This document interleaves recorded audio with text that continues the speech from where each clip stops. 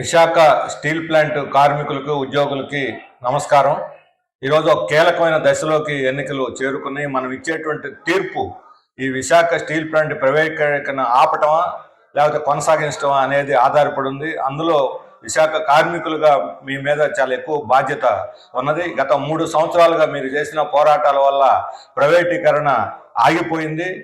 మోడీ ఎంత ప్రయత్నించినా అడుగు కూడా ముందుకు వేయలేని పరిస్థితిని మీరు సృష్టించినందుకు నేను ధన్యవాదాలు తెలియజేస్తున్నాను. అయితే ఈ పోరాటంలో ముందున్నది దీన్ని నడపడంలో ముఖ్యమైనటువంటి పాత్ర వహించింది వామపక్షాలు, ట్రేడ్ యూనియన్లే కాదు, సిపిఎం, సిపిఐ, ఇక్కడ మొత్తం పట్టణ ప్రజానీకాన్ని, రాష్ట్ర ప్రజానీకాన్ని కూడగట్టి ఈ కార్మికోద్యమానికి అండగా నిలబెట్టింది.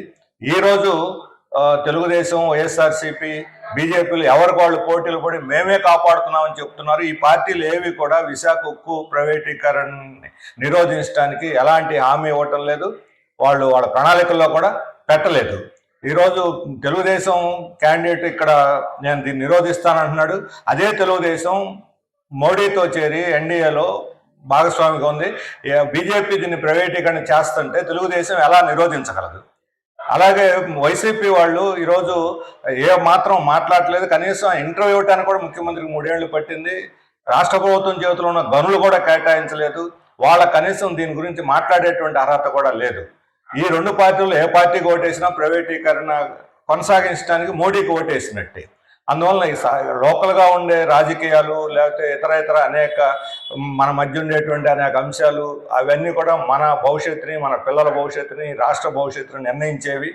అందువల్ల కార్మిక వర్గం ఈరోజు ఈ ప్రైవేటీకరణకు వ్యతిరేకంగా పోరాడుతున్నటువంటి సిపిఎంకు ఈరోజు మేము ఇక్కడ స్థానిక నాయకత్వం పోరాటమే కాదు, రాష్ట్ర స్థాయిలో, జాతీయ స్థాయిలో కూడా దీనికి వ్యతిరేకంగా పోరాడుతున్నాం. పార్లమెంట్లో దీని మీద నిలదీస్తున్నాము. ఈ అందరినీ ఐక్యం చేసి కృషి చేసి నడిపించడంలో ముఖ్యమైనటువంటి పాత్ర నిర్వహించాము.